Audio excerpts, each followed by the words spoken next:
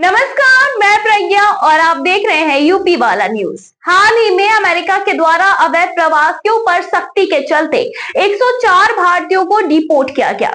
इन भारतीयों को एक अमेरिकी सैन्य विमान से पंजाब के अमृतसर हवाई अड्डे पर उतारा गया, लेकिन इसी दौरान एक बड़ी विवादित तस्वीर सामने आई है।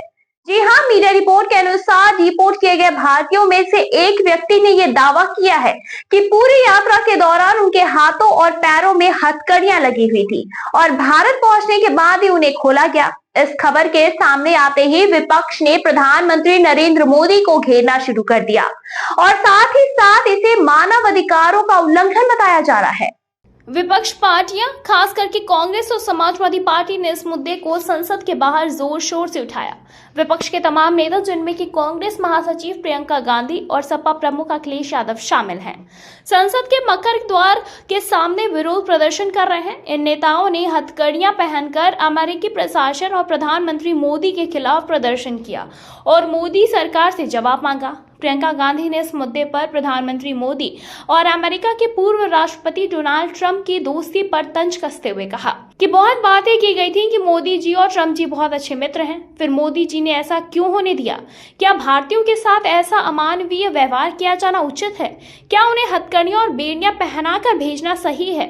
प्रधानमंत्री को इसका जवाब देना चाहिए। वहीं समाजवादी पार्टी के नेता अखिलेश यादव ने भी मोदी सरकार पर निशाना साधते हुए कहा कि सरकार अपने नागरिकों की सुरक्षा तक नहीं कर पा रही। उन्होंने कहा कि जो सरकार भारत के विश्व गुरु बनाने का दावा करती है, वो अपने नागरिकों को बेड़ियों में जकड़े जाने से भी नहीं बचा पाई। विदेश मंत्रालय को इस पर स्पष्ट जवाब देना चाहिए। कांग्रेस सांसद राहुल गांधी ने भी इस मुद्दे पर प्रधानमंत्री मोदी को घेरा।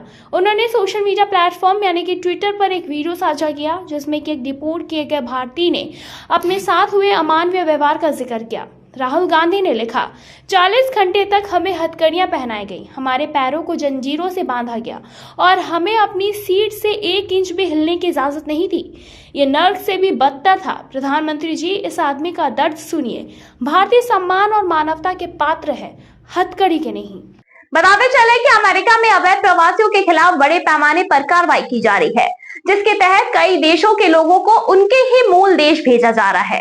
इस प्रक्रिया में 104 भारतीयों को भी वापस भेजा गया, लेकिन जिस तरह से उनकी वापसी हुई और जिस तरह से उन्हें हथकड़ियां पहनाई गई, उससे कि भारतीय राजनीति में एक उबाल आ गया है। इस घटना ने प्रवासी भारतीयों की सुरक्षा को लेकर भी एक नई बहस छेड़ दी है।